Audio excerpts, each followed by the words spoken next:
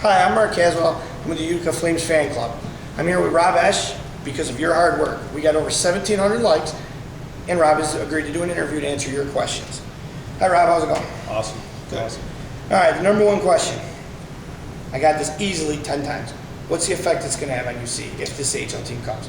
Well, I think, one of the concerns when we started talking with Utica College was the scheduling. That was obviously everybody's main concern. You have 15, Utica College games. You have another 38, roughly 40 games from an AHL standpoint. On Fridays and Saturdays, there's 56 Fridays and Saturdays from the beginning of the AHL season to the end of the AHL season. So obviously there's enough days just in the Fridays and Saturdays, and you have to remember that we can't actually play every game on Fridays and Saturdays. The league simply won't allow it. So as far as them, they've already submitted their scheduling. There's really no issues. They practice later in the afternoon. We practice early in the morning. So the ice scheduling isn't an issue. I think it's going to actually enhance the program. I think with all the amenities that would be coming to the arena, it's going to make it better for all of us from a community standpoint, from an entertainment standpoint. So, the other thing is I think there's a lot of misconstrued thoughts that pro hockey was going to come in and push UC out, and that's simply not the truth. We want to coexist with a lot of different groups. Youth hockey is another main group that I want to coexist with and create a grassroots program right out of the auditorium as well. And there's also figure skating, there's also MVCC hockey. So we think that we can do that with no problem. We've worked on it for months now, and we're excited about it. We really are. Great.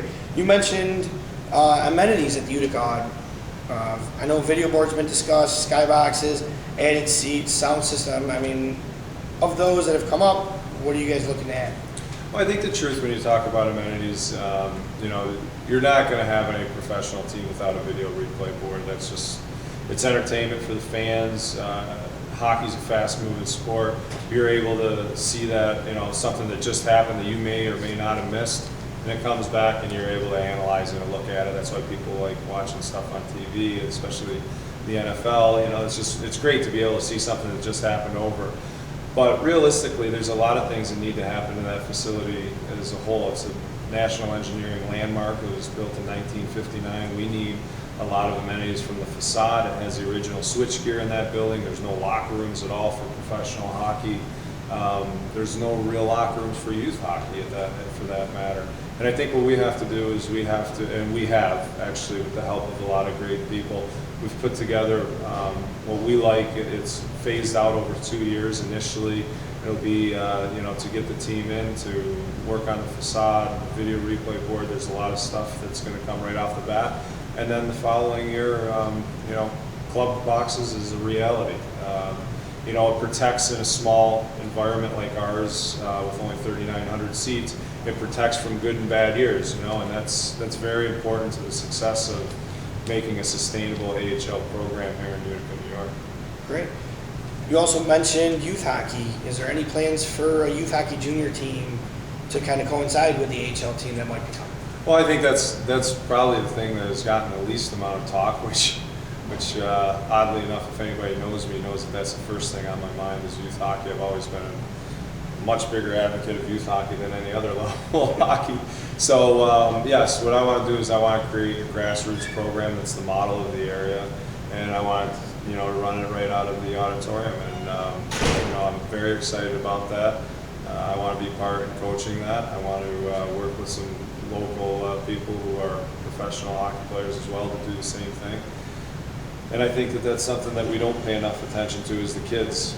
And we're hoping that when this whole thing unveils, they're going to see a much bigger project out there than just the AHL trying to get squeezed into a building. This is a very nice project that we're excited about.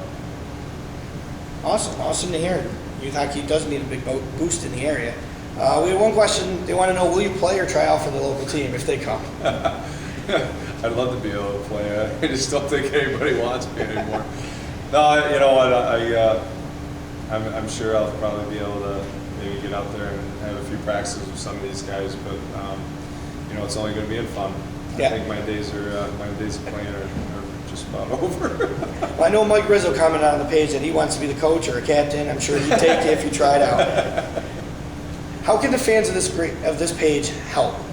Is there anything they can do between now and any announcement that might be coming in the future? Well, I guess if they're if you're watching this on your fan page here for the AHL, I think the only thing you can do is get the word out there, because there are a lot of misconstrued thoughts. There's a lot of people that have us doing a lot of things that just simply aren't true. And I think, hopefully by the end of this interview, people will actually see that this is about the community, it's about the region, it's about, us as an area going to the next level and not settling for a mediocre, lifestyle. I think that all of us want to reach for the stars, and I hope that people will spread that this is a good project. We had one comment on the page, I believe it was Scott Moon, who said he wrote like a nice 3-paragraph page about how he's not sure. He's a big UC fan. He's not sure what his feelings are on a team possibly coming in, but he's glad that somebody who can make a difference is trying to make a difference, and he thinks more people should be like that. I advise everybody to go read it. I thought it was a wonderful post. Another question we had, John Ryan, he was an off-ice official back, I think, since the Bulldogs. They have a good crew. I think most of the crew's back working UC games. He wants to know if he can get his job back. Well, I'm sure a lot of those people are all going to be filling in to the AHL as well as the UC games. I mean, let's face it, it's going to take a collective effort to make this work. It's going to take a community effort to make this work. We're all excited about it, and we're going to need a lot of helping hands, and we're definitely looking forward to reaching out, and especially when you have experience. To reach out and get somebody that's experienced is always a lot better. Great. Yeah, I know he did a good job. He was the goal judge down at the end where the fans sit, so he always had people in his ear. A few more questions here I got. Jobs created. What's the potential influence of jobs in Utica area because of an AHL team? Well, that's a great question, because this is actually an economic impact of, heard some people that have, questioned why I talk about economic impact, what type of experience do I have in it. But I do own a restaurant down in Utica, and I understand the importance of job creation. I understand what the AHL brings also.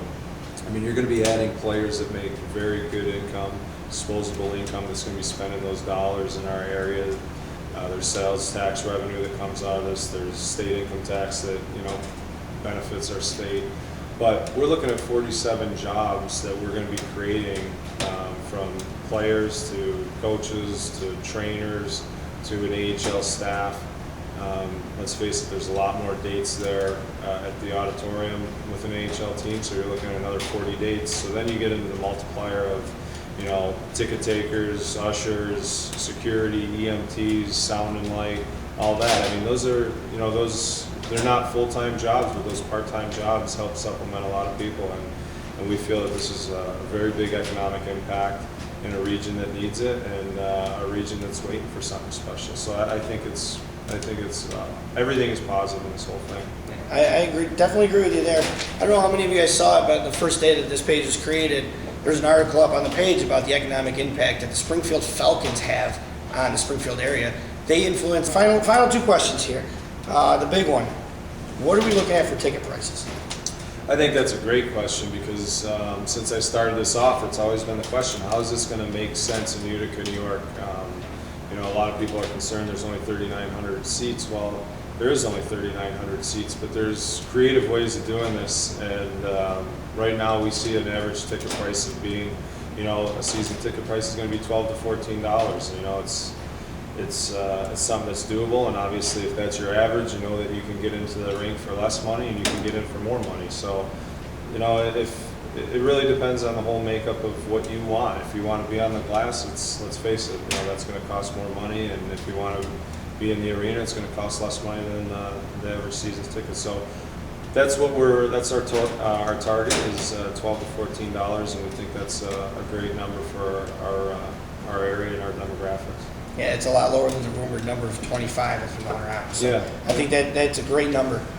Finally, what's the biggest obstacle in the way right now to getting an AHL team committed to Utica? I think there's a lot of things that are obstacles. We've worked 9 months with a lot of AHL teams. A lot of NHL clubs have exhausted all my contacts with everybody on this. Some of the issues are, let's face it, there's not a locker room there. That's one of the big issues. The arena needs some work, it's starting to show its ages, so, there's gonna have to be some money that goes to get all those things rectified. Some of the other obstacles, I think, are the misconstrued thoughts of, Utica College going to be with the whole community supporting this in order to make it successful. So I really like to see those thoughts kind of move away because it's just simply not true. And that's really about it. I think it's an exciting project, but it's a project. It's not just about squeezing an AHL team into an arena. It's about reacquainting people with downtown Utica. It's about a much bigger scope for the region, and it gives us something that I think we all want. Yeah, I agree wholeheartedly with it. Well, Rob, that's all the questions I got from the page. Thank you very much for the cooperation. It was great to get to sit down and talk to you, and hopefully put some of the worst rumors out there to bed. Yeah, I appreciate it. Get some good time. Thanks again. Thank you. Thank you.